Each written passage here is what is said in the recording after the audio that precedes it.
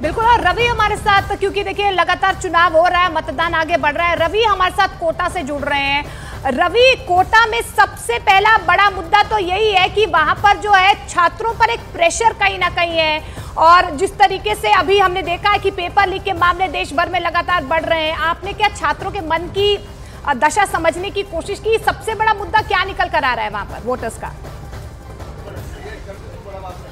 देखिए, एजुकेशन जो हब माना जाता है कोटा, और बिल्कुल सही कहा, क्योंकि बहुत सारे ऐसे एजुकेशनल इंस्टीट्यूट यहाँ पर देश के अलग अलग हिस्सों से लोग जो छात्र हैं, बच्चे पढ़ने के लिए आते हैं। इस दौरान मैं तस्वीरें भी यहाँ पर देखा हूँ। इस जगह पर कोटा का जो ये पोलिंग बूथ है, आप तस्वीरों में बहुत कम लोगों को इस समय देख रहे हो। उसकी एक सबसे बड़ी वजह है कि अब से थोड़ी देर पहले ही बहुत तेजी से बारिश हो रही थी, आंधी तूफान के साथ में कोटा में बारिश हुई। सुबह के टाइम भी बारिश हुई थी, बूंदाबांदी, लेकिन अभी बहुत तेजी से बारिश हुई थी। तो अब वोटर्स शाम को शायद अपने घरों से निकले। अब लोगों से हम बात करते हैं। आप क्या काम करते हैं? आप वोट दे दिया आपने? जी, मैंने वोट दे दिया। क्या काम करती हैं? मैं चार्टर्ड अकाउंटेंट हूँ। अच्छा, यहाँ पर एजुकेशन क्या मुद्दा है? क्योंकि एक माना जाता है ये हब है एजुकेशन। जी बिल्कुल, एजुकेशन का ये हब है और ये माना जाता है कि इसको और प्रगति मिले और दूसरे सेक्टर्स में भी कोटा बढ़े। हाँ। ये हम सबकी मांग है और ये मांग मोदी जी और बिरला जी मिलकर पूरी कर रहे हैं।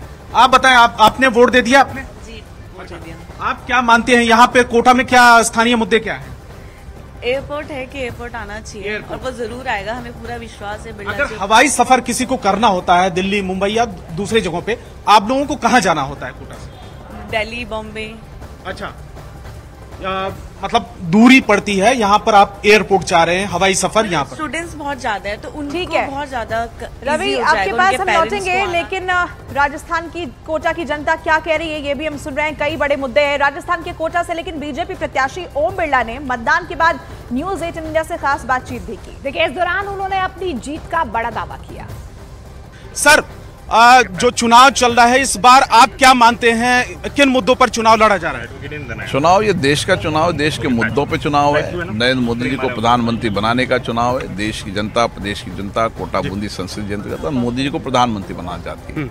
और जो विश्वास भरोसा जनता का है वो बड़ा है, क्योंकि मोदी जी ने देश के अंदर जो ऐतिहासिक काम किए हैं, जो ऐतिहासिक फैसले किए, निर्णय किए, देश को आगे बढ़ाया, देश की ताकत दी है, नई दिशा दी है, इस और आगे का रोड मैप बनाया, इसलिए और लोगों का विश्वास भरोसा मोदी जी के प्रति बढ़ा। इंडिया गठबंधन आप मानते हैं मुकाबले में? इंडिया गठबंधन कोई गठबंधन बचाए नहीं। हाँ। उनके अलग अलग भाषा, अलग अलग बोली है, उनका कोई नेता डिसाइड नहीं है, इसलिए इंडिया गठबंधन बनाने की कोशिश की।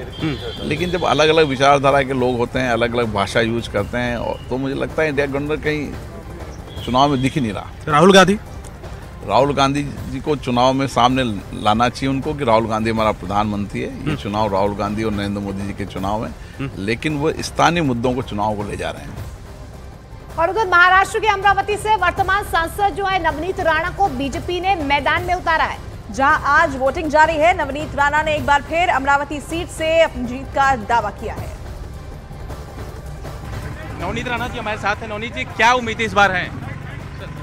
आप हमारे चेहरे को देख सकते हैं, जो एटीट्यूड, जो पॉजिटिवनेस से मैं क्षेत्र में काम करती हूँ, वही पॉजिटिव एटीट्यूड से आज मैं मतदान के लिए भी जा रही हूँ।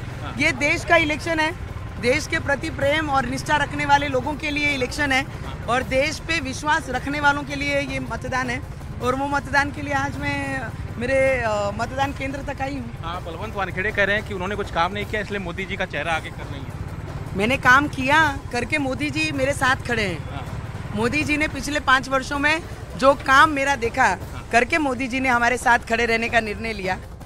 और उत्तर प्रदेश के मथुरा से बीजेपी विधायक श्रीकांत शर्मा ने मतदान किया, साथ ही लोगों से वोट की अपील भी की। न्यूज 18 इंडिया से उन्होंने खास बातचीत की है, उसमें श्रीकांत शर्मा ने बीजेपी की जीत का दावा किया। न्यूज 18 इंडिया पर खबरों का सिलसिला यहाँ पर जारी है और इस वक्त मथुरा में वोटिंग चल रही है। श्रीकांत शर्मा जी हैं, पूर्व मंत्री, वोट देकर आए हैं। क्या समस्या सर कि ये देखिए उंगली पर इनका वोट का निशान है, और ये जनता से भी कुछ अपील करना चाहेंगे? मैंने वोट दिया है और आप सब भी विकसित भारत के लिए वोट दें। और गर्मी बहुत है, घर से जब निकलें तो दो गिलास कम से कम पानी लेके निकलें, पी के निकलें। और ये चुनाव विकसित भारत का चुनाव है, ये चुनाव विकसित उत्तर प्रदेश का चुनाव है। ये चुनाव जो हमारे आने वाली जो पीढ़ियां हैं, जो बच्चे हैं, उनके बेहतर भविष्य का चुनाव है। और 14 से लेके जो 19 का कार्यकाल था नरेंद्र भाई मोदी जी का, उसमें जो पंडित दीनदयाल उपाध्याय जी का सपना था अंत्योदय, जो गरीब कल्याण की योजना है, वो जमीन तक पहुंची, लोगों तक पहुंची।